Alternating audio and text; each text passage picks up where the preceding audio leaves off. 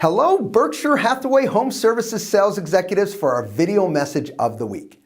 All right, this week's message, I've got a short, fun video for you. And it is our own Warren Buffett of Berkshire Hathaway giving his take on investing in residential real estate.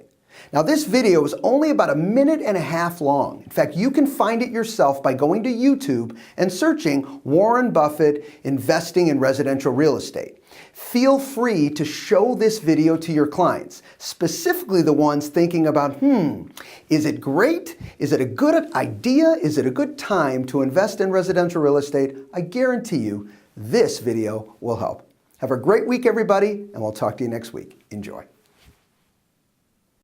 I had a way of buying a couple 100,000 single-family homes, and had a way of managing. The management is enormous. It was really a problem because they're one by one. They're not like apartment houses. So, but I would load up on them, and I would take mortgages out at very, very low rates. But if anybody is thinking about buying homes, 5 years ago they couldn't buy them fast enough because they thought they were going to go up, and now they don't buy them because they think they're going to go down, and interest rates are far lower.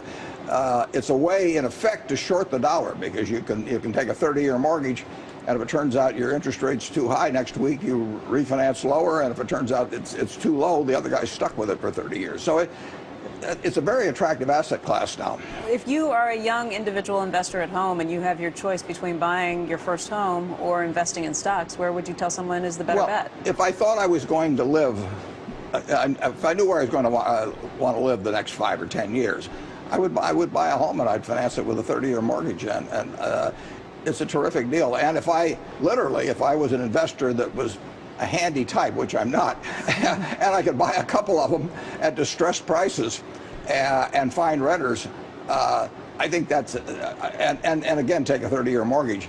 It's a leveraged way of owning a very cheap asset now, and no, I think that's probably as attractive an investment as you can make.